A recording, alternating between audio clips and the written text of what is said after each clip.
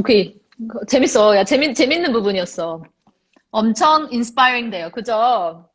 여러분, 저는 이런 얘기 들을 때마다 되게 안심돼요. 아, 나만 앞으로 죽을 때까지 고생하는 거 아니겠구나. 어차피 다 죽을 때까지 인생은 고구나. 다, 네, 네버, 고생, 안타깝지만 그러고 수 있죠. 근데, 어쨌든 고생하는 건 맞아. 내가 몸으로 뛰어도 고생하는 거 맞고, 다 맞는데, 그, 조금만 더 뭔가를 다르게 하면은 조금 덜 고생하면서 ROI가 훨씬 크게 나올 수 있어요. 우리는 항상 거기에 집중을 해야 돼요. 어떻게 하면 내가 어차피 남들도 다 힘들게 사는 와중에 조금 더 뭔가를 다르게 잘해서 훨씬 더 큰 리턴을 얻으면서 살까? 그거는 진짜 생각을 해야 되는 것 같아요. 재밌는 얘기 해주셔서 고마워요. 모두 즐기고 있어. 오케이. 그래서 팔았어. 네, 네, 이어서 하면은, 어쨌든 그 경험이 되게, 그러니까 작은 사업이잖아요. 그러니까 작은 사업이었기 때문에 그 경험을 하면서 뭔가 창업이라는 거에 처음으로 관심을 갖게 됐고, 그리고 그때 이제 마침 학교에서 벤처 캐피탈에 대한 이해? 뭐 이런 수업이 열려가지고, 벤처 캐피탈이 처음에 뭔지도 몰랐고, 그냥 수업 들으면서, 아, 그냥 뭔가 벤처 회사에 투자하는 건가 보다라는 걸 하면서, 이제 그 기본적인 개념을 배웠는데, 이게 항상 무식하면 용감한 거니까, 그때 뭐 회사 경험도 없고 아무것도 없었고, 스타트업 뭐 그 작은 그 야, 경영학교는, 네. 근데 카이스트 겁나 훌륭하다. 그때 당시에 정말 정말 열받는데 또 나는 막 그때 4P 배우고 3C 배우고 있었단 말이야. 아, 수업 내용에는 그런 게 있긴 있었어, 우리도. 근데 이제 과제가 아, 그거였던 거, 시험 과제가. 그리고 너네는 VC에 대한 것도 가르쳤잖아. 나는 근데 VC에 대해서 가르친 대학이 별로 얼마 없을 것 같아. 음. 그때 처음 그런 과목 생겼었고, 자체를. 네, 그때 처음 어, 생겨가지고 운이 좋았던 것 같아. 시기가 운이 좋았어. 그때 그런 스타트업이 솔직히 2008년, 2009년에는 스마트폰이 나오기 전이어서 그 스타트업이라는 용어가 되게 아직 생소할 때였고, 그래서 그때 실제로 다 벤처라는 용어를 썼었고, 근데 그런 의미에서 운이 좋았죠. 학교에서 확실히 뭐 그 카이스트에서 얻어온 게 많죠. 그런 건. 네. 진짜 카이스트가 우리나라 과학 교육의 산실은 맞구나. 하지만 아무도 과학은 안 하긴 하는데, 졸업한 친구들 중, 카이스트의 또 슬픈 점을 말하면 또 여러 가지가 있는데, 아무튼 그, 학교에서 분명히 그 당시에 교육에서 충분히 좋은 옵션들을 많이 줬던 것 같아요. 그래서 지금 그러니까 그런 의미에서 교육의 역할이 진짜 중요한 것 같아요. 왜냐면 그 맞아. 카이스트에서 그런 교육 기회를 줬기 때문에 그런 그 고민도 해보고 기회도 가질 수 있었던 건데, 그냥 만약에 학교에서 정해진 수업만 들었어야 됐고, 정해진 공부만 딱딱딱 했다면, 아예 그런 길이 있는지도 몰랐을 거고, 그냥 아마 생각도 안 하고 살았죠, 평생. 그러니까 근데 대부분의 사람이 그렇게 사는 것 같아요. 평생 아예 다른 옵션을 생각할 기회가 없이 알지도 못하고 맞아. 사는 것 같은데, 그런 의미에서 저는 교육기관의 역할이 되게 중요하다고 생각을 하고, 그게 말했던 것처럼 대학이 어쨌든 해주는 게 제일 좋은데, 지금 냉정하게 대학이 그걸 다는 못하고 있기 때문에, 그런 의미에서 이제 우리 같은 여러 다른 또 교육회사들이 네, 더 분발해야죠. 그치. 그리고 대학은 아무래도 일단 선정된 사람이 가는 데잖아. 그런 뭔가 최신 문물, 웬일이니? 무슨 최신 문물을 접하려면 또 그것만큼 이렇게 프론티어에 있는 대학에 음. 가는 게 사실은 훨씬 더 기회가 많은데 그 대학에 가지도 않았으면은 그 기회에 대해서 알 수 있는 통로도 많이 없잖아. 근데 그게 근데 예전에는 그게 맞는 말이었는데, 요즘은 솔직히 그러니까 본인이 관심만 있다면 스탠포드, 하버드, 카이스트, 뭐 MIT 수업 다 온라인으로 열렸기 때문에 사실 다 들을 수 있어요. 사실 다 들을 수 있고, 음, 예전에는 그게 맞는 말이었는데, 그러니까 점점 그 꼭 대학을 가지 않아도 된다는 게, 뭐 그 예전 대비 그러니까 이렇게 유튜브나 이런 온라인이 계속 모바일이나 온라인 발달하면서, 그러니까 본인이 진짜 솔직히 관심만 있고 노력만 하면 충분히 다 볼 수 있어요, 이제는. 그러니까 옛날엔 진짜 좋은 데 꼭 가야만 볼 수 있었지만, 이제는 그렇진 않은 것 같아요. 근데 그 관심이 생기는 것도 내 친구 중에라도, 내 주변에 누구 맞아요. 하나라도 그 관심이 있어야 내가 거기에 대해 알게 되고 더 이렇게 빠져들 수가 있는데 그 초기 이니셜, 그 초반에 네. 내가 여기에 대해서 관심을 네. 갖게 되는 계기가 너무 중요한 것 같아. 그래서 그 주변에 그 처음에 뭐 어릴 때부터 마찬가지고 성인 돼서도 마찬가지지만, 주변에 정말 그러니까 흔히 그런 말 하잖아요. 내 주변에 가장 친한 5명의 평균이 나라고. 그게 정말 중요한 것 같아요. 주변에 어디에 노출되어 있나? 그러니까 본인이 어느 삶에 노출되어 있나? 예를 들면 내 모든 주변이 의사야. 모든 가족이 의사야. 그럼 당연히 의사를 생각하겠죠, 사람이. 근데 내 주변이 모두 사업가고 내 친구들 다 사업가야. 그럼 당연히 사업 생각할 거예요. 그래서 본인을 어떤 환경에 노출시키냐가 되게 중요한 것 같고, 그 그렇기 때문에 본인이 지금 이제 뭔가 일반적인 루틴을 살고 있다면, 그 환경을 벗어나는 걸 좀 고민을 해봐야 되는 것 같아요. 사실, 근데 사실 이미 사람들이 그걸 많이 느끼고 있고, 그래서 이제 원래 코로나 전에 막 오프라인 살롱들이 많이 뜨고 있던 거였고, 그런 뭐 여러 가지 살롱 문화가 있는데, 뭐 북클럽이나 여러 가지 취미 기반의 뭐 만남이나 뭐 이런 것들 많았는데, 근데 네.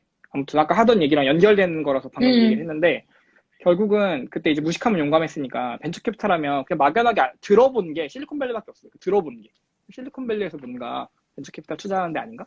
그래가지고 회사 경험은 안 해봤고 창업은 나중에 하고 싶은데 벤처 캐피탈에서 일을 해보면 미래에 도움이 되지 않을까? 딱 이 정도 생각이. 창업을 언제 하겠다 이런 건 몰랐고 솔직히 뭐 그 남자 입장에서 군대 이슈도 있으니까 여러 가지 지금 당장이라 생각 안 했고 근데 이제 항상 네, 약간 그런 무모한 면이 약간 있었어요. 그래서 그냥 실리콘밸리에서 벤처캐피탈 인턴을 하고 싶다.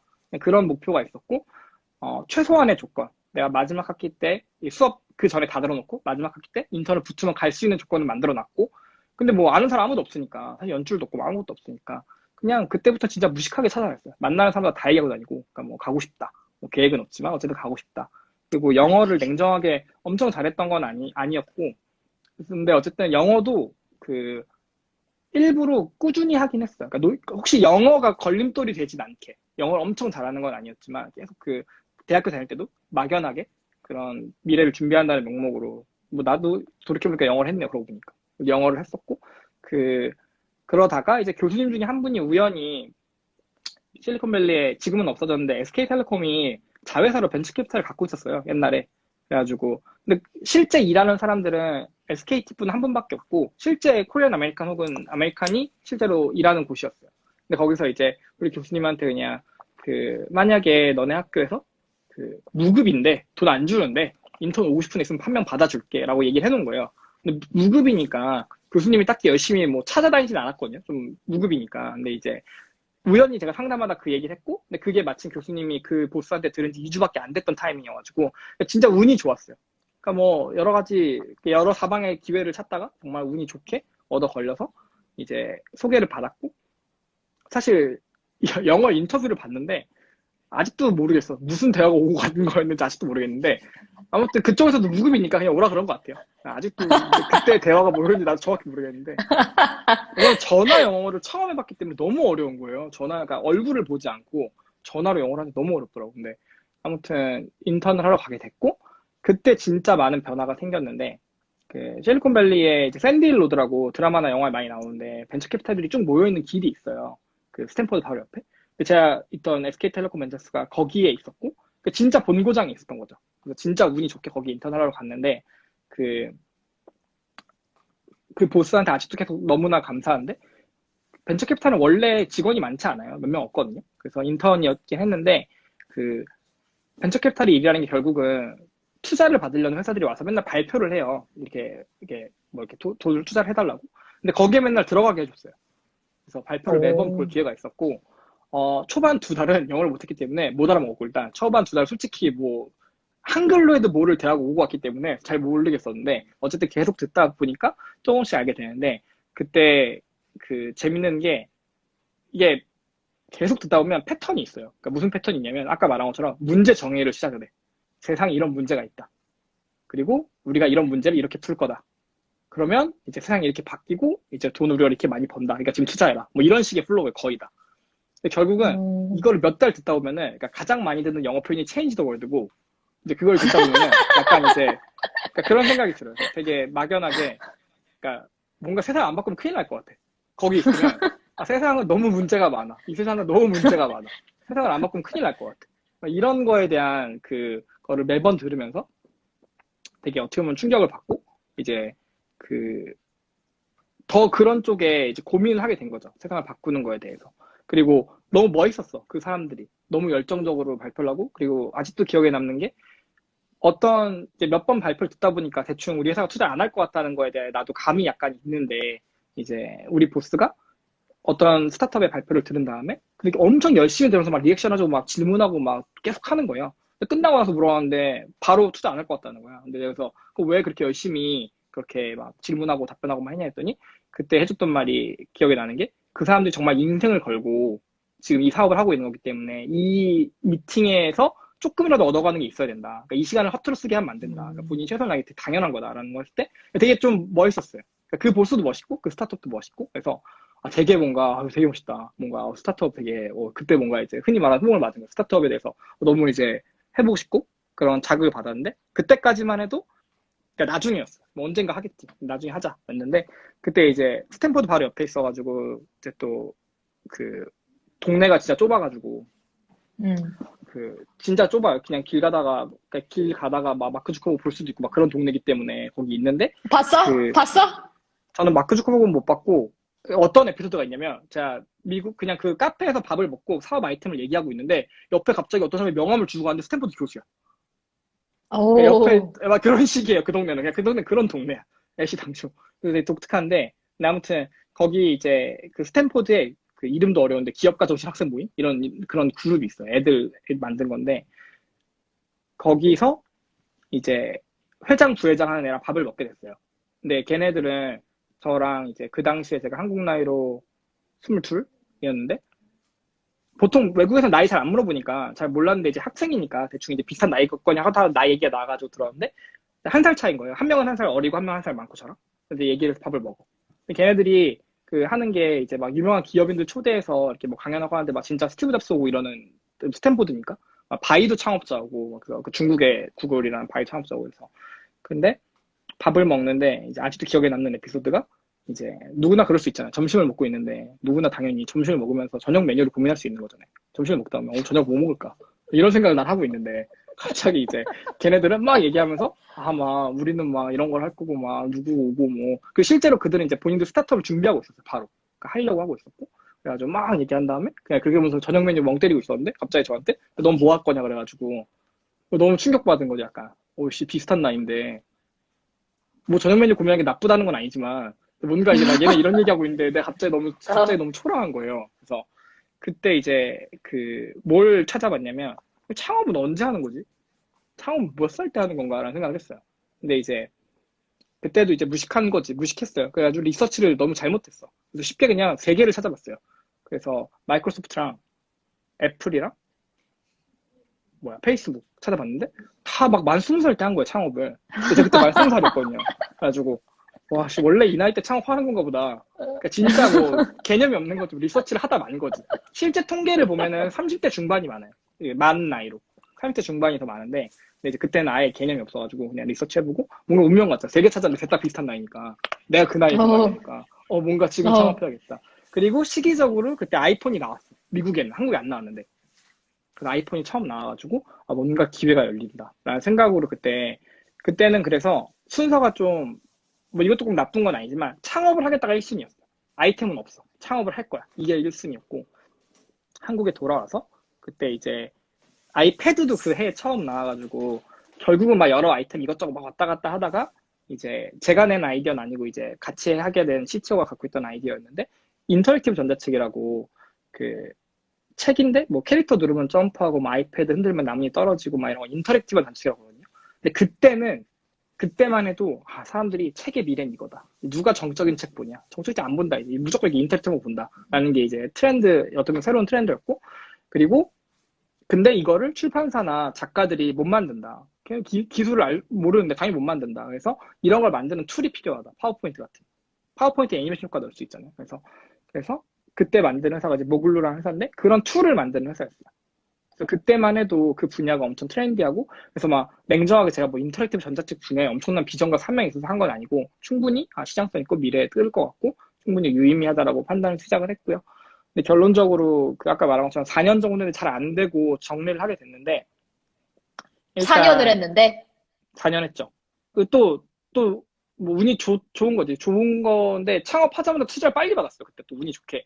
그래가지고 그 2010년 10월에 법인했는데 12월에 바로 그 투자를 처음 받았고 근데 그것도 되게 또 웃긴 에피소드인 게 GS 홈쇼핑에 투자를 받았는데 벤처 캐피탈이 아니라 GS 홈쇼핑에 투자를 받았는데 그게 GS 홈쇼핑의 벤처 투자 첫 케이스예요. 지금 GS 홈쇼핑이 엄청 큰 손이에요. 벤처 투자 업계에서.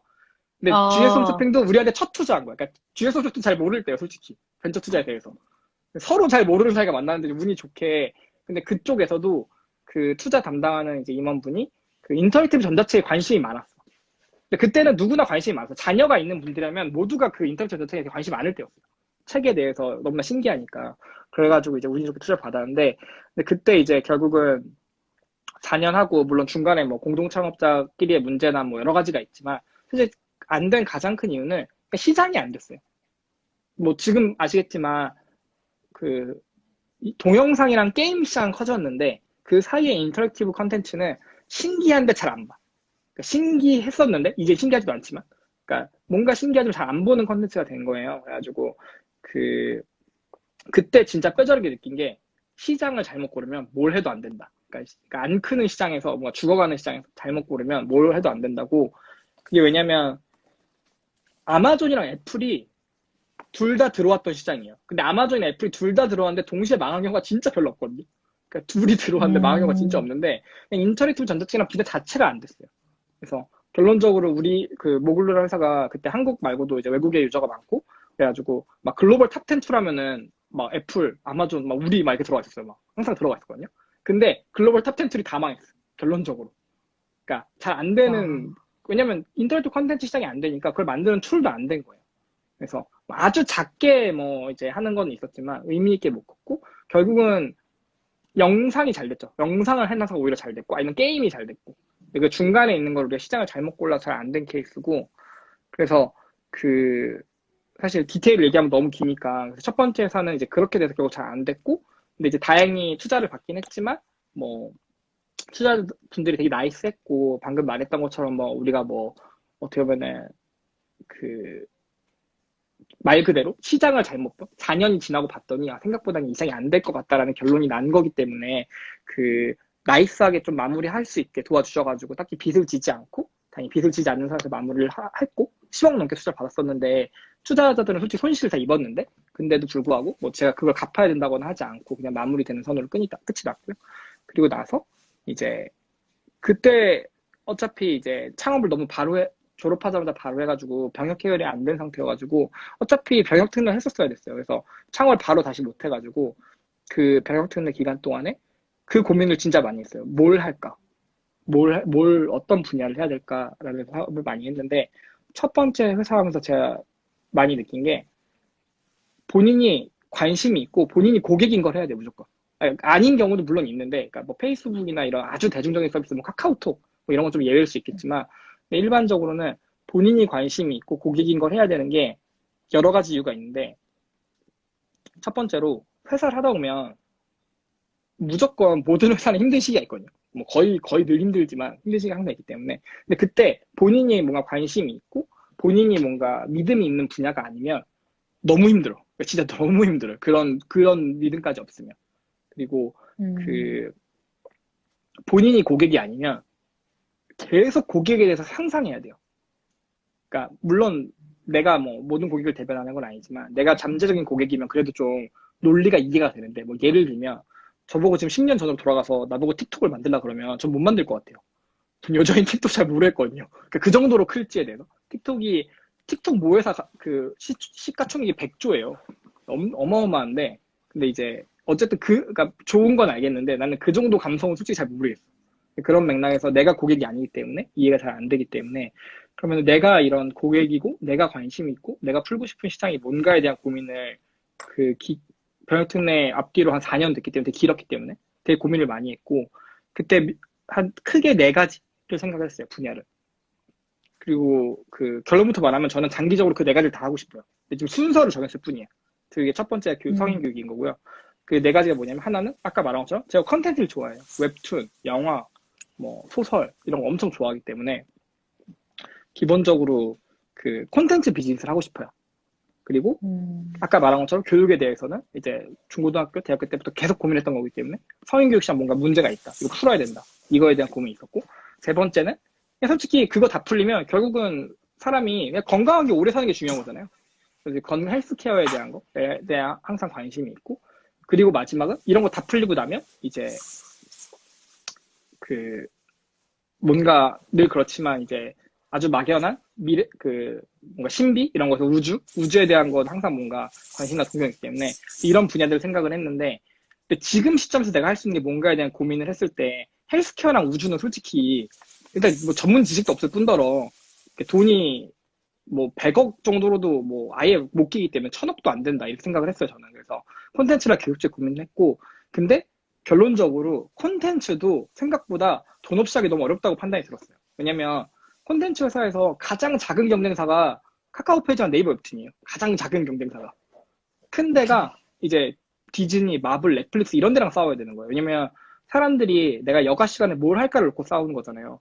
그걸 놓고 이제 경쟁을 해야 되는 거기 때문에 그 가장 작은 회사들이 그런 레벨이기 때문에 콘텐츠 비즈니스도 내가 뭔가 작은 자금으로 할 수 없다. 그리고 제가 콘텐츠 비즈니스에서는 조금 더 이제 AR이나 VR 게임에 좀 더 관심이 많은데, 근데 약간 기술적으로도 준비가 안 됐고, 인프라나 기술도 준비가 좀 덜 됐다고 판단이 됐고, 그래서 이렇게 어떤 소급법으로 세계를 날리니까 교육이 남은 거죠.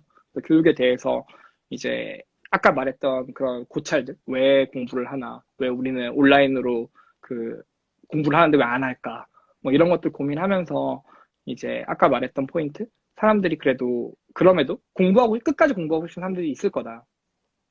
실제로 온라인 교육 완강률이라고 표현하는데 컴플리션 레이트가 5%밖에 안 돼, 평균이. 뭐 과목마다 좀 다르지만 100명 중에 5명만 완주한다는 거거든요, 원래. 근데 저희가 지금 한 달 기준으로는 50% 유지하고 있긴 한데, 그 처음에 어쨌든 그 완강을 좀 되게 강조를 했어요. 그러니까 그 처음에 개발자 없이 그냥 그 문제를 되게 강조를 했고요. 그때 이제 블록체인이 뜰 때여가지고, 블록체인 뭐 지금 머신러닝 뭐 이런 거 똑같지만 블록체인을 공부해야지라고 말하는 사람이 주변에 너무 많아. 근데 공부 제대로 안 해, 거의 다. 저 포함해서. 그래서 블록체인에서 공부를 하자, 해보자 라고 하고, 근데 공짜면 안 한다. 공짜로 할 거였으면 애시당초 했겠지. 근데 공짜로 안 하니까 무조건 넌 돈을 내야 된다. 그래가지고 그리고 이게 공부할 자료를 뭐 막 주도적으로 찾고 막 이러면 하기 싫잖아요. 그래서 커리큘럼을 주고, 그리고 좀 공부할 때 물어볼 사람이 있고, 그리고 뭔가 같이 공부하는 사람들이 있고. 이게 같이 공부하는 것도, 왜냐면 이것도 연구 결과가 있는 건데, 혼자 공부하는 거랑 어떤 같이 소속돼서 공부하는 거랑 완줄이 16배 차이 난다는 연구 결과가 있어요. 소속감이라는 거에 대해서. 그래서 그런 걸 봤을 때 이제 같이 공부하는 거, 그리고 뭔가 완주했을 때 보상. 물론 이게 보상이라는 게 아까 말한 것처럼 실제로 일자리나 이런 거에 도움이 되면 좋겠지만, 단편적으로 한 달 공부해서 그렇게 되기는 어렵잖아요. 그래서 그냥 막연하게 성인한테 또 돈만큼 확실한 게 어딨겠나. 그냥 돈을 줘보자, 환급으로. 완주했을 때. 그래서 이렇게 그냥 아주 러프하게 아이디어를 짰고요. 그 러프한 아이디어에서 진짜 테스트를 이렇게 해도 되나 싶을 정도로 그냥 블로그에 글을 올렸어요. 이런 식으로 할 거다. 이런 취지로 하는 거고, 돈으로 의지를 사셔야 된다. 그런 블로그 글을 제가 봤어가지고 좋은 편이라고 생각해서 차용했는데, 돈으로 의지를 사는 거고, 이런 식으로 진행이 될 거고, 그때 뭐 블로그에 정말 공부하고 싶으면 돈을 내라. 제 계좌번호 써있어요. 근데 10만 원 내는 거였거든요. 4주 공부하는 거고. 그리고 완주하면 5만 원 돌려준다는데, 자고 일어났는데 한 3일, 그러니까 자고 일어났는데 30명이 돈을 냈고 300만 원이 들어와 있었어. 자고 일어났는데. 와우. 그래서 보고 약간 이제 혼란이 왔지. 일단 왜냐면 한 10명 데리고 시작하려는 거였는데, 자고 일어났는데 어. 30명이 돈 내놔가지고 이거 뭐지? 한 다음에 결론적으로 이제 일주일 사이에 70명이 돈을 내고 시작을 7반으로 나눠서 시작을 했는데, 근데 이제 그때 진짜 저는 운이 좋았다고 생각하는데 가설 검증이 되게 빨리 됐던 케이스고, 근데 지금은 반대로 그 모델의 한계를 많이 느껴가지고 저희가 다음 달에 리뉴얼을 하거든요. 그 모델의 한계라고 하면 일단은 그 모델에서 완주율이 50%가 나왔어요. 실제로 사람들 완주를 50% 했고 재구매도 일어나고 막 다 교육적으로 좋아하는데, 근데 이제 지금 돌이켜 보아서 이제 깨달은 사실이지만, 지금 그 모델의 문제가 뭐냐면, 첫 번째로 매주 과제를 내야 했고 매주 모이는 시간이 있었어요. 그리고 그걸 다 지켜야 완주를 해서 환급을 해줘요. 그러니까 강제성이 되게 높죠. 그러다 보니까 애시당초 구매하기가 엄청 큰 마음을 먹어야 돼, 결제를 하는 것 자체가. 그래서 평생 이용권을 구매하는 거랑 이렇게 매주 데드라인 있는 거 상품을 구매하는 거랑 장벽이 다르잖아요. 그래가지고 완주율이 높다는 게 좋은 마케팅 포인트이기도 하지만, 아주 냉정하게는 애시당초 우리는 결제할 때 이미 사람을 거르는 거예요. 의지를 갖고 들어와라. 왜냐면 이 조건으로 공부를 하기 때문에.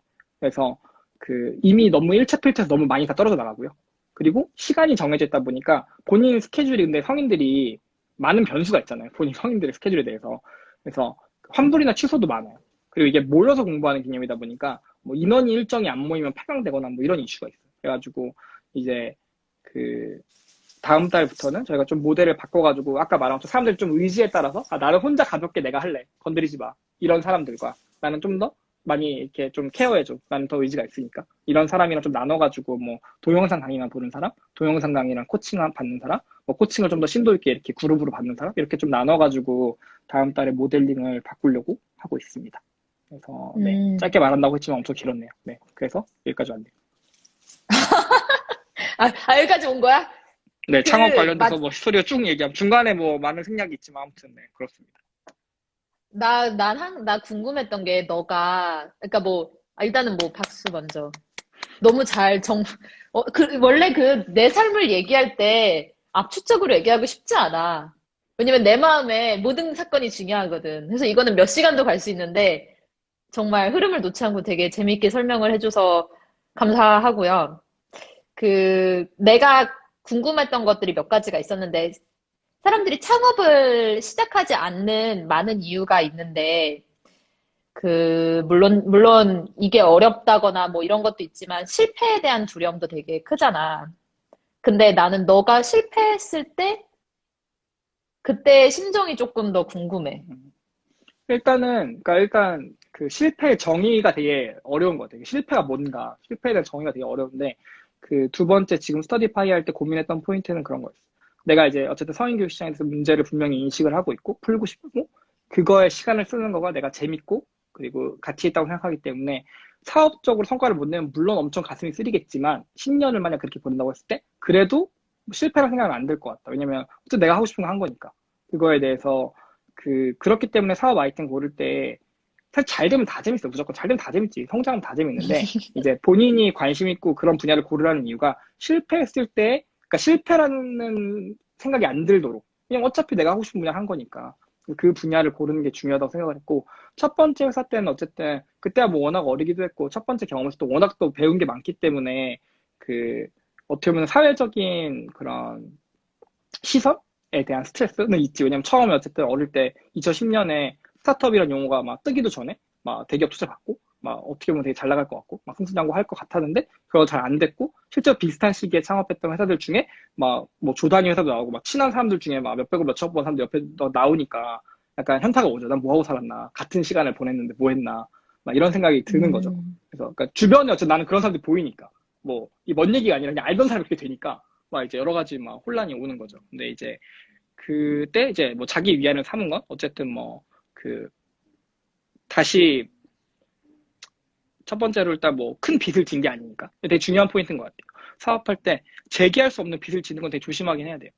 왜냐면 실제로 그런 사람들이 주변에 꽤 있고 어 회사가 인력 쓰는 거는 생각보다 금방 쓰는데 개인이 인력을 갚으려면 또 엄청 큰 돈이잖아요, 사실은.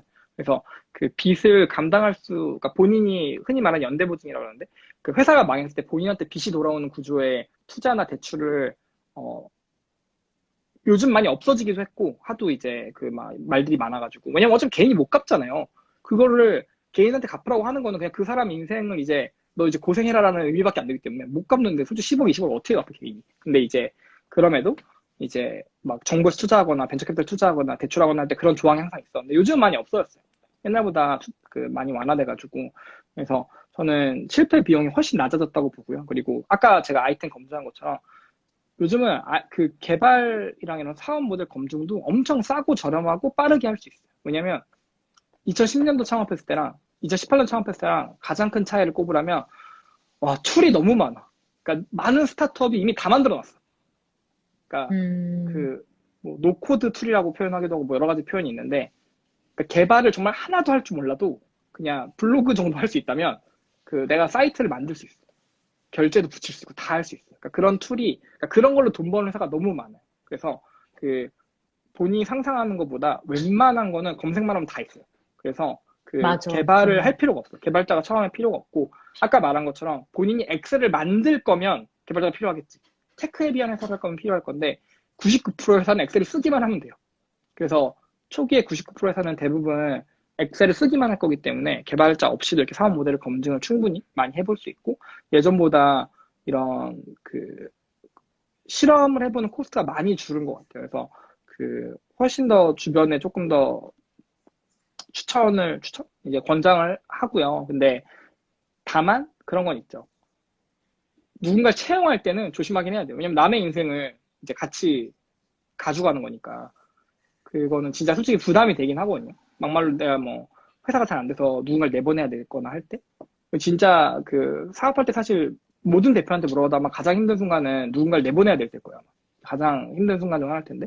그거는 확실히 부담이 되기 때문에 제가 권장하는 거는 가급적 그 아주 뜻이 맞는 공동 창업자 혹은 혼자서 최대한 검증을 많이 해보라는 거. 충분히 그 검증을 많이 할 수 있는 여러 툴과 기술이 예전보다 많이 발달했기 때문에 2010년에는 이런 조언을 하기 어려웠지만 지금은 진짜 그럴 수 있어요. 그래서 그렇게 조금 더 확신이 생긴 다음에 진행을 하면 좋을 것 같아요. 그래서 실패라는 게 뭐 실패의 정에 따라 다르죠. 실패를 뭘로 정해야 따라 다른데 어쨌든 내가 하고 싶은 걸 시간 쓰고 있는 거라서 사업이 안 되면 속이 쓰린 거지. 뭐 그러니까 뭐 그러니까 사업적으로 성공을 못했다의 의미에서 실패는 맞지만 내가 이 시간을 쓴 게 실패라고 생각하진 않아요. 그래서 그렇게 느끼기 위해서 그 사업 분야를 고를 때 신중했고. 네. 음, 첫 번째 했을 때는, 이게 될 거라고 생각해서 고른 분야였고, 어느 시점에서 네가, 이거는 안 되겠다라는 걸 느꼈어? 그러니까 그러니까 언제 이걸 손절할 때인 거를 알았어? 매년 계속 고민을 했던 건데 어떻게 보면은 아까 말한 것처럼 이게 산업이 시간이 지남에 따라서 처음에 신선했던 인터랙티브 전자책이 점점 이제 신선도가 떨어지는 걸 보고 그 막말로 잘 되는 경쟁사가 있으면 오히려 희망을 가지고 할 수 있었을 것 같은데 모두가 안 되니까 이게 진짜 시장적으로 답이 없다라는 고민이 되게 많았고 그리고 어쨌든 병역 이슈도 있었어요. 어쨌든 이게 뭐 아이템을 피벗한다고 했을 때 바꿨다고 했을 때 최소한 3, 4년은 더 고생해야 되는데 3, 4년이나 군대 더 미룰 수도 없을 뿐더러 이거 그 완전 재창업이니까 그래서 그때 그 고민을 되게 많이 했고 제일 어려운 결정이었어요. 진짜 어려운 결정이었고 그때 좀 마무리를 어떻게 보면 잘 한 것도 있고 못한 것도 있고 잘 못한 거에서 뭐 사람을 잃은 것도 있고 뭐 잘해서 남긴 사람도 있지만 그래서 뭐 그때 돌이켜보면은 만약에 돌아간다면 좀 더 잘 마무리할 수 있었을 것 같다는 후회가 있기도 해요. 어려운 결정을 했을 때 가장 도움이 됐던 게 뭐였어? 음, 그때 진짜 뭐 오만 가지 생각을 했던 것 같은데 일단 아까 말한 것처럼 그러니까 회생할 수 없는 상태에서 끝내면 안 된다. 그러니까 흔히 말하는 빚을 지고 끝내면 안 된다라는 게 일단은 원칙을 세웠었고 대표적으로 직원들 퇴직금을 못 주잖아요. 그럼 기업이 망해서 대표한테 개인 소송을 걸 수 있어요. 대표가 무조건 다 갚아야 돼요. 원래 퇴직금은 법적으로. 기업이 망하더라도. 와우. 근데 많은 대표들이 처음에 착각하는 게 현금 잔고 떨어질 때 이제 떨어지기 직전에 그만두면은 퇴직금이 없어요. 근데 기업 연차가 길수록 퇴직금이 생각보다 어마어마하거든요. 그 액수가. 그래서 그거를 일단 염두를 했고 그리고 당연히 그렇다고 뭐 바로 포기한 건 아니고 뭐 매각도 알아보고 뭐 여러 가지 방법을 이제 강구를 하다가 어쨌든 투자자들이랑도 얘기를 하고 하면서 종합적으로 어쨌든 이 산업은 좀 답이 없고 피벗 하려면 이 정도 가야 되는데 현실적으로 너무 오래 걸릴 뿐더러 이거 완전 재창업인 것 같다 해가지고 결심을 했는데 어쨌든 아까도 말했던 것처럼 뭐 완전 이렇게 잘했다라고 표현하기에는 좀 부족한 게 되게 많았고 돌아가면 훨씬 더 잘할 수 있을 것 같아요. 근데 아무튼 주변의 반대로 그 결정을 늦게 해서 빚을 얹은 분들을 보면은 오히려 그분들은 저한테 그런 말 하죠. 그때 결정 되게 잘한 것 같다. 그러니까 그게 왜냐면 한 달 늦어지면 그러니까 그 고민이 늦어질 때마다 퇴직금과 임금이 생각보다 그냥 5천만 원 이렇게 쌓여요. 한 달 단위로. 그러니까 본인이 결정을 늦게 할 때마다 개인 빚이 5천만씩 든다고 생각하면은 결정을 빨리 해야죠. 주변에, 그러면은, 물론 너도 계속 알아보고 했겠지만, 주변 사람들이 많은 도움을 줬겠네. 그런 고민이 있을 때. 너는 고민이 있을 때, 혼자서 생각하는 타입이 아니면 주변에 좀 말을 많이 하고 도움을 받는 타입이야? 조언과 도움을?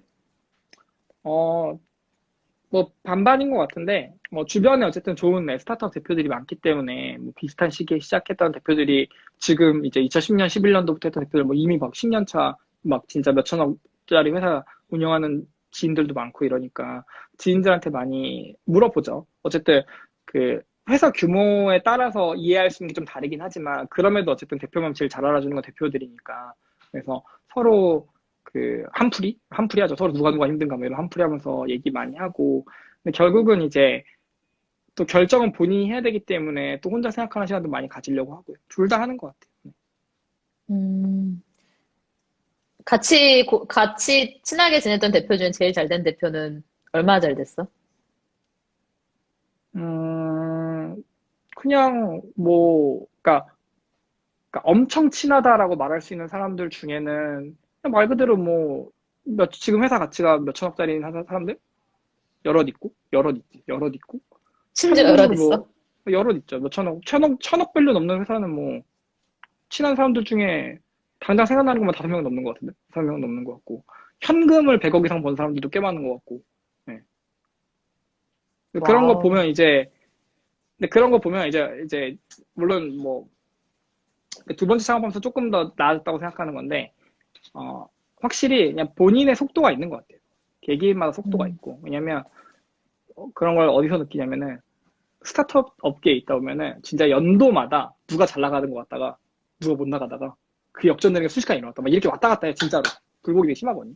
그래가지고, 어떤 사람이 처음에 엄청 대박 났다가 약간 몰락해가는 사람도 있고, 반대로 엄청 지지부진했다가 갑자기 날아가는 사람도 있고, 그래서 본인만의 속도가 있다고 판단을 돼서, 요즘은 오히려 이제 그냥 나의 속도를 좀 더 집중하려고, 그러니까 말 그대로 흔히 말하는 뭐 교과서적인 말이지만 그냥 이번 달보다 다음 달에 우리 회사 성장하고 내가 성장하고 여기에 집중하려고 하고요.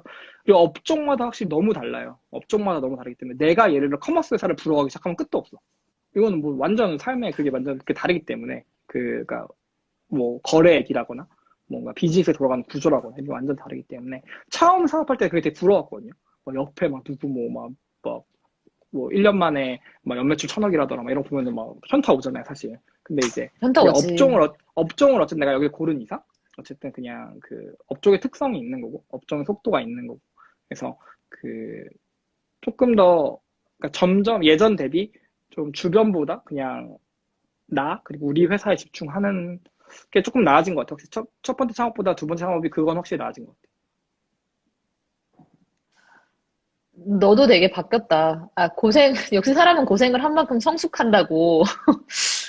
뭐 이렇게 예전에 말을 너를, 하지만 네. 어, 봤을 때 또 되게 패기 넘치고 그랬지만, 그때 훨씬 로우했다면 지금은, 어, 되게 또 바뀌었네.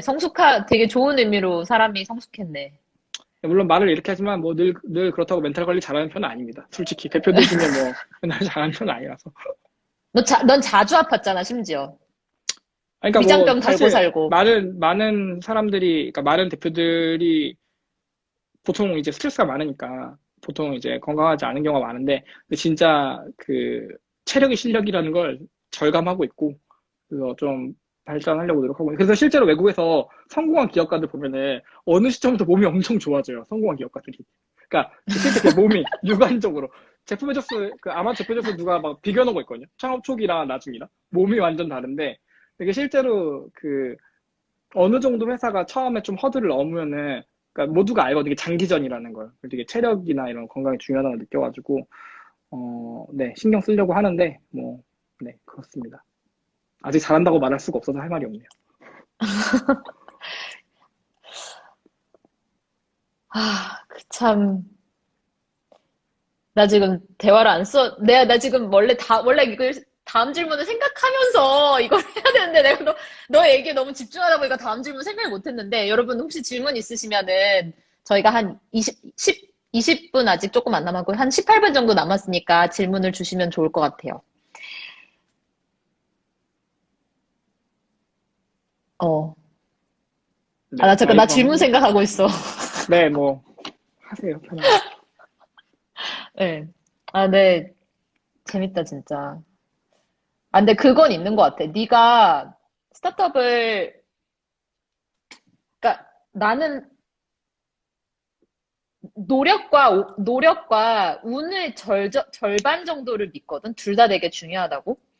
물론 네가 평소에 쌓아놓은 실력도 있고 뭘 하고자 하는 의지도 되게 중요한데 너가 만약에 우연히 VC 개론을 안 들었다면 너가 교수님 저 이거 하고 싶어요라고 말을 안 했다면 너가 무급 인턴으로 미국에 안 갔다면 그러니까 이 모든 것들이 되게 너에게 새로운 세상을 볼 수 있는 기회가 돼서 작용을 한 셈이잖아. 그래서 참 두 개 다 중요한 것 같아. 그래서 그리고 어릴 때 이런 질문 기회에 유무가 엄청 노출되는 올라오고 있는 것 거는 같은데. 어릴 때 기회에 노출되는 거는 파급력이 훨씬 큰 것 같아. 그래서 나는 한 10대, 20대의 분들이 빨리 더 많은 옵션이 있다는 거를 알고 빨리 거기에 노력을 했으면 좋겠어. 왜냐면 지금 30대만 해도 너무 마음이 급하거든. 그러니까 20대 때 내가 이런 거를 훨씬 더 많이 알았다면 다른 쪽으로 많이 준비를 했었을 것 같아. 근데 그런 거를 많이 알았으면 좋겠어, 사람들이. 근데 확실히 유튜브에 어쩌면은 그 긍정적인 작용으로 이미 많은 이런 그 다양한 사람들을 볼 수 있는 채널이 많아져서 예전에는 그러니까 말했지만 그냥 공중파 방송 딱 그거 있고 뭐 신문도 정해져 있고 이러니까 다 정해진 매스미디어를 봐야 되는데 요즘 매스미디어라는 개념이 없기 때문에 다 본인이 원하는 채널 보고 뭐 10대들 만나면 유튜브 구독 누구 하냐 이런 거 물어본다는데 그런 것처럼 이제 본인들의 롤모델을 좀 더 빨리 찾을 수 있는 장점은 확실히 있는 것 같아요. 그리고 아까 뭐야 생각해보니까 재택근무 얘기를 하나도 안 했구나. 그 음. 완전 까먹었는데 잠깐, 어. 재택근무 퀘스천이 있었어? 네, 방금 아, 올라가 아까 위에 있었어요. 모든 직원이 재택근무하는 것에 대한 건 어떤가요? 어, 여러분, 스파티파이는 전 직원이 재택근무를 하는 회사입니다. 그 시작부터 그랬고요. 코로나와 연관 있는 회사도 아니고 2018년에 회사를 만들 때부터 전 직원 재택을 했고 지금도 계속 유지하고 계시나요? 네, 지금도 계속 유지하고 있고 앞으로도 유지하려고 하는데 그 말한 것처럼 코로나는 뭐 솔직히 뭐 예상했던 그런 게 아니기 때문에 저희는 원래 창업할 때부터 전 직원 재택이었고 그것도 이제 마찬가지 뭐 교육에 대한 고민이랑 비슷한 건데 이 일은 다 왜 모여서 해야 되나 이런 고민을 하고 있었고 왜냐면 출퇴근이 힘들잖아요. 서울에서 제가 이제 그 왕복 그러니까 편도 1시간, 왕복 2시간 거리를 이제 출퇴근을 해봤는데 출퇴근만으로 힘들어요. 그냥 너무 힘들어 그냥 출퇴근만으로. 어차피 내가 집에 가서도 일할 확률이 높은데 그러니까 어차피 일에 대해서 내가 뭐 하거나 그리고 반대로 출근했을 때 컨디션이 안 좋으면 일이 잘 안 되는데 이거 왜 이렇게 일해야 되나. 근데 우리가 지금 일하는 원래 뭐 예를 들어 9 to 6로 정해진 장소에 모여서 일을 하는 건 사실 산업시대에서 공장에서 일할 때 구조란 말이에요. 그러니까 이게 그 사실 스타트업이라는 게 어차피 남들이 안 하는 거 하는 거기 때문에 그 처음 창업을 할 때 그 이렇게 일하는 구조도 바꿀 수 있지 않을까? 이런 고민을 계속 그 창업 준비 기간에 하고 있었고 근데 그 기간에 아까 말했던 것처럼 롤모델이 없으면 어렵겠지만 생각보다 외국에 롤모델이 많아요. 워드프레스나 그 우리가 쓰는 블로그, 워드프레스나 인비전이라는 회사나 뭐 길랩이나 이런 회사들은 몇백 명이 전 직원이 원격 근무를 해요. 원래 오피스 없이. 그리고 막 회사 매출이 몇백억, 몇천억이 나고 있고. 그래서 생각보다 외국에는 성공 사례들이 꽤 있고요. 근데 우리나라에 우리나라도 꽤 있어요. 요즘 점점 이제 코로나 때문에 더 약간 부각받아서 많이 숨어져 있던 회사들이 많이 나오더라고요. 재택근 많이 나오는데, 그냥 원격 근무도 처음 시작할 때부터 장단점이 있겠죠, 무조건. 당연히. 근데 장점을 생각해 봤을 때, 첫 번째로 이제 오피스 비용 안 들어간다. 두 번째로 출퇴근 시간 안 들어간다. 세 번째로, 그러니까 채용 풀이 넓다. 왜냐면 서울에 없는 사람 뽑아도 되니까. 그리고 음, 그 아낀 비용으로 그 비용 절감을 하는데 실제로 그 외국 롤모델 회사들이 어쨌든 오프라인의 만남의 가치를 무시하는 건 아니기 때문에 같이 일하는 팀원들이 영원히 안 만나는 거에 대해서 당연히 화상으로만 보는 거는 좀 이제 한계가 있긴 하니까 사람 간의 관계에서 그래서 그들이 어떻게 하냐면 1년에 보통 한두 번 정도 전 세계에서 모여요. 한 도시에서 그래서 이제 그냥 뭐 해외 워크숍인 거지 일종 그렇게 그 시간을 보내요. 근데 이게 저희도 1년에 두 번씩 지금 이제 코로나 때문에 7월에 못 갈 것 같지만 원래 1, 7월마다 지금 외국을 2주씩 같이 나가서 살거든요. 그래서 처음에 작년 1월에 호주, 작년 여름에 발리, 올해 1월에 부다페스트 갔었고 근데 그게 막 엄청 사치를 부린다거나 이런 게 아니라 말 그대로 이 오피스 임대료를 안 내기 때문에 오피스 임대료가 생각보다 관련된 비용이 되게 비싸거든요. 그 뭐 세콤도 그렇고, 뭐 인터넷비도 그렇고, 청소비도 그렇고, 뭐 부동산비도 그렇고, 생각보다 여러 가지 비용이 많이 나오는데, 어쨌든 그런 걸 아껴서 안 내는 대신에 해외를 가는 건데, 그, 해외 가는 것 자체가 생각보다 오히려 오피스보다 비용이 오히려 적게 나오기도 하고, 팀원들 근데 오히려 이제, 뭐 팀원마다 다르겠지만, 또 만족도도 줄 수 있잖아요. 어쨌든 외국 나가서 2주간 같이 일하고 이런 거에 대해서. 그래서 이런 장점들이 쭈루룩 있는데, 원격 근무에 보통 가장 단점으로 꼽히는 게 커뮤니케이션. 이게 뭐 원격으로 하는데 뭐 일이 되냐, 뭐 저 사람 일 열심히 하는지 어떻게 아냐, 이런 거 많이 물어보는데, 근데 반대로 생각했을 때, 그럼 출근하면 아나? 출근하면 저 사람 일 열심히 하는 거 알 수 있나? 앉아 있는 건 알 수 있는데, 열심히 일하는 거 아나? 그리고 출근하면 커뮤니케이션 잘 되나? 그러니까 그거에 대해서 되게 저는 원래 회의감이 있었고, 특히나 회사가 커질수록 예를 들어 30명만 돼도 이렇게 옆자리에 있는 사람이랑 구두로 얘기를 많이 하잖아요. 그러면은 그 정보가 전사에 전파가 잘 안 돼요. 누락들이 되게 많거든요.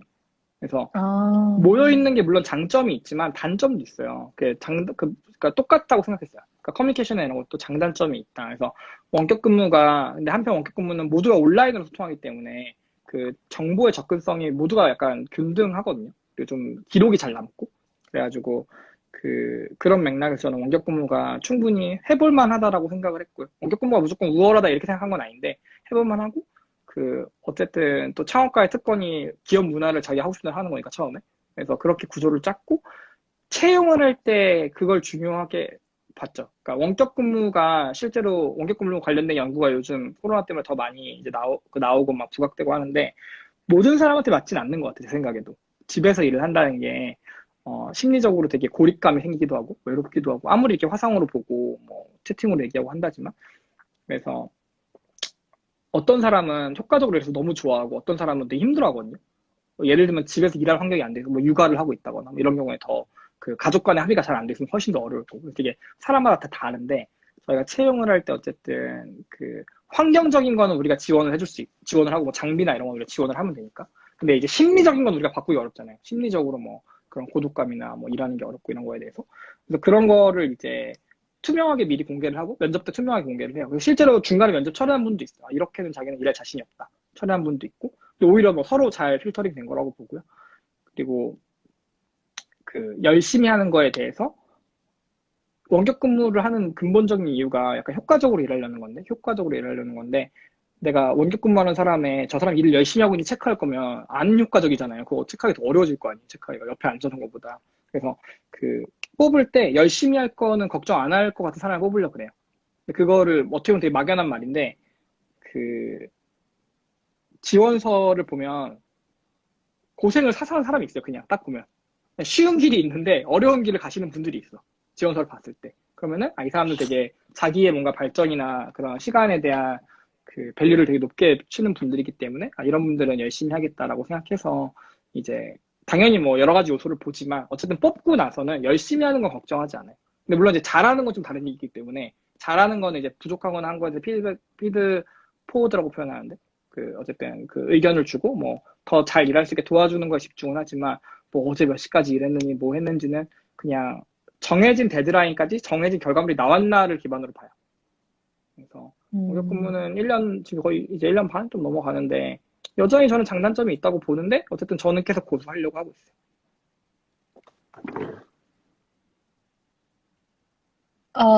또 다른 질문은, 뭐 리모트 관련된 거는 리모트 구직 사이트 보면 아무리 원격 프리랜싱이고 국정 무관이라 해도 그 국가 내에 살고 있는 사람을 요구하더라고요. 세금 문제가 있나요?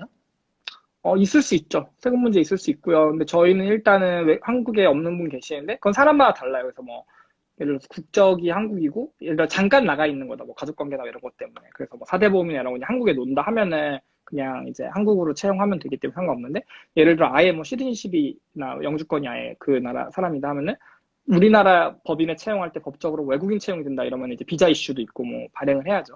그래서 그 절차가 좀 귀찮긴 하기 때문에, 번거롭긴 하기 때문에 불가능한 건 아니지만 그렇게 하거나 아니면 서로 합의를 해서 차라리 그냥 외주처럼 외주 용역을 맡기는 것처럼 급여를 줄 수도 있죠.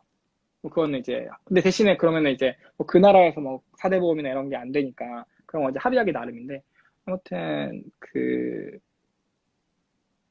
그거는 뭐 네, 법적인 이슈가 있는 건 맞는데 그것도 뭐 기업의 결정이죠. 네. 어떤 분이 스터디파이의 앞으로 장기적인 비전이나 이런 거에 대해서 물어보셨는데, 뭐, 아까 대화를 통해서 사실은 throughout 해서 얘기를 많이 한 것 같아요. 어떻게 새로운 비즈니스 모델 개발하고 이거 런칭 곧 하고. 근데 만약에 이제 한 마디로 그 비전을 정해주면은 할 수 있어? 네, 그냥 교육을 통해 경제적 자유를 준다가 저희 비전이고요. 그래서 사람들이 어쨌든 교육을 받아서 초중고 대학교를 투자했는데 경제 자유를 못 얻으니까 공부를 또 하잖아요. 졸업하고 나서. 그런 맥락에서 이제 그런 분들을 위해서 교육을 제공을 하고 실제로 우리 거를 받고 나서는 이제 경제 자유를 얻는 데 도움을 준다. 네, 이제 초점을 두고 있어요. 그러면 내가 이제 이거를 갖다 유튜브에 올릴 건데, 이거를 보고 스터디파이에 홀린 사람들이 있을 것 같아. 그랬으면 좋겠네요. 근데 강좌가 많잖아. 경제적 자유를 줄 수 있는 되게 매력적인 타이틀인데, 그 중에서 인기 많은 강좌라든가 아니면 네가 생각했을 때 이건 진짜 이건 하면은 경제적 자유 얻는데 도움이 많이 된다. 라는 거 좀 추려서 줄 수 있나? 그럼 내가 리스트를 올릴게. 일단 캡션에. 아까 잠깐 말했는데 제가 다음 달에 지금 사이트 리뉴얼하면서 새로운 상품들을 아까 동영상 강의 포함된 거를 많이 론칭을 할 거라서 거기 이제 론칭되는 게 아까 잠깐 나왔던 웹소설, 웹툰, 그리고 온라인 이제 커머스 장사하는 거, 그리고 유튜브 같은 경우도 사실은 근데 유튜브로 해봐서 알겠지만 유튜브 조회수로 돈 버는 건 진짜 어렵거든요. 유튜브 조회수만으로 광고 수입을 얻는다는 거는 1뷰가 1원 정도로 봐야 되는데 100만 뷰가 100만 원이라는 뜻이거든요. 그러니까 되게 쉽지 않아요, 사실은. 그래서 근데 유튜브를 비즈니스에 활용을 하면은 이제 뭐 예를 들면 이런 그 라방 같은 거 잘해서 나중에 강연 비즈니스를 한다거나 뭐 책을 판다거나 아니면은 실제 물건을 파는데 홍보를 한다거나 뭐 그렇게 활용하면 훨씬 더 그 합리적으로 적은 구독자로도 돈을 벌 수 있거든요. 그래서 그런 의미에서 이제 유튜브를 어떻게 비즈니스에 활용하는가 이런 것들에 대한 강좌가 열릴 거거든요. 그래서 이게 뭐 저희만 하고 있는 건 아닌데 이제 가장 보편적으로 많이 그 수강하는 분야인 것 같아요. 그러니까 온라인 커머스, 유튜브 관련된 비즈니스, 그리고 아까 말한 창작, 웹툰, 웹소설 이런 쪽, 네, 이런 쪽 열려고 하고 있습니다. 원래 이런 거 딱 광고할 때 쿠폰 줘야지 혹하거든. 쿠폰도 줄 수 있나? 네, 개편하고 네, 드릴 수 있습니다. 다다음 주에 개편하니까 네, 오픈하고 드릴게요. 아, 여러분, 아직 서브스크라이브 하지 마시고 쿠폰 나올 때까지 기다렸다가 서브스크라이브 하세요. 방금 말한 아까 상품들은 아직 말해줬던, 홈페이지에 없어요. 방금 말한 상품들은 아직 아예 홈페이지에 안 올라오고요. 지금 있는 어, 것들도 있는데 지금 있는 것들은 이제 말한 것처럼 실시간으로 모여서 스터디하는 거고 그러니까 조금 직무에 가까운 게 많아요. 지금 있는 교육들은. 물론 뭐 그 글쓰기도 있긴 하지만 근데 이제 영상 강좌들 이제 런칭할 건데 거기가 이제 방금 말했던 주제들이 런칭이 많이 돼요. 유튜브로 장사하는 거 궁금하다. 누가 강사야? 그 페이퍼 아티스트라고 이제 종이를 기반으로 이렇게 뭔가 실제로 예술 작품 같은 걸 만드는 분인데 이제 그거를 파는 거예요. 그거 관련된 거 키트를 팔거나 뭐 이런 거 하는 건데 그분이 구독자가 3만 명일 때 조회수로 월 50만 원 돈밖에 못 벌었는데 지금 구독자 3만 7천인데 순이익이 500이 넘는데요. 그러니까 매출은 800에서 1000 정도 나고 순이익이 500 정도? 그래서 그러니까 구독자 7천이 그거를 올려준 건 아니고 이제 유튜브로 조회수가 아니라 약간 마케팅 홍보로 좀 방향을 전환해가지고 그래서 네 하고 있죠. 어, 그런 거 관련된 거. 네. 어떤 분이 나한테 스터디파이가 아니고 스터디파이라고 발음이 뭐야? 스터디파이야, 파이야? 파이죠. 먹는 파이 할 때 파이입니다. 아, 공부를 스터디파이. 파이처럼 잘게 쪼개놨다 이런 뜻이기 때문에. 이게 영어를 후천적으로 배운 애들이 이렇다. F 발음을 P 발음으로 하고 P 발음을 F 발음으로 한다. 어쩔 수 없어. 네. 뭐 발음이야 뭐. 네, 스터디파이입니다, 여러분. 응원하고 지켜보시겠대. 아, 그리고 어떤 분이 너한테 이런 롤모델이 되는 거에 부담이 없으시냐고 물어봤어. 제가 누군가의 롤모델이 된다고요? 글쎄요. 음. 뭐 저 먹고 살기 바빠서 일단 롤모델이 될 수준이 아직 아니기 때문에 그냥 더 잘하려고 집중하고 있죠. 뭐 부담이라기보다는 아까 말한 포인트인데 결국 그냥 그러니까 저는 되게 운이 좋은 사람이라고 생각해요. 어릴 때부터 내가 하고 싶은 걸 되게 잘 찾았고 빨리 지금도 하고 싶은 걸 하는 거고 물론 뭐 아까 그런 질문이 있었는데 뭐 이 기억을 다 가지고 돌아가면 창업할 거냐? 저는 할 거고 물론 힘들죠. 그러니까 엄청 힘들다는 걸 아는데 근데 이제 그 중간에 배학생활 기간에도 많이 고민했지만 이게 제일 재밌는 것 같아요. 제일 힘들지만 그래도 이게 제일 재밌고 어쨌든 그거를 되게 저는 빨리 찾은 운이 좋은 케이스라고 생각을 해요. 근데 이제 그 다른 분들 같은 경우도 좀 그 꼭 스터디파이가 아니더라도 여러 뭐 컨텐츠나 교육 서비스를 통해서 좀 본인한테 맞는 거를 많이 트라이를 해봐야 알 수 있는 거라서 많이 좀 시도를 해보고 찾으면 좋을 것 같아요. 그래, 네가 무슨 지금 이 시점에 돌아가가지고 회사를 가겠니? 봤던 치사량이 있는데, 뽕 치사량이 있는데, 얼마나 신나. 스타트업 하면 얼마나 신나. 그거 하다가 어떻게 그냥 회사 하지만 가가지고 네, 하겠니? 되게 화려해 보이지만 네, 늘 그렇지만 매일매일 힘듭니다. 매일매일 힘든데 그래도 재밌어요. 네, 재밌는 게 있죠. 네, 그러면 저는 이제 한 3분 정도 남았어요. 그래서 우리 이제 3분 남았으니까, 뭐, burning question 없으면 우리 여기서 접으시죠. 오늘 너무 재밌었어. 어땠어? 고생하셨습니다. 네, 재밌었습니다. 너무 이렇게, 뭐랄까, 친한 사람이랑 하려니까 존댓말과 반말이 왔다 갔다 해서 적응이 안 됩니다. 근데 뭐지? 애초에 뭘 얘기하고자 하는 스크립트도 없이 그냥 되게 뭐 네가 멱살 잡고 누워서 하드캐리 하긴 했지만 사업을 하다 보면 뭔가 이제 본인 생각과 본인 사업의 스토리를 설명해야 되는 순간은 매우 많기 때문에 누군가를 채용할 때도 설명해야 되고, 뭐 우리 회사의 비전과 우리 회사의 차이와 뭐 이런 거나 나중에 언론 인터뷰 때도 하니까 많이 하다 보면 느는 거죠.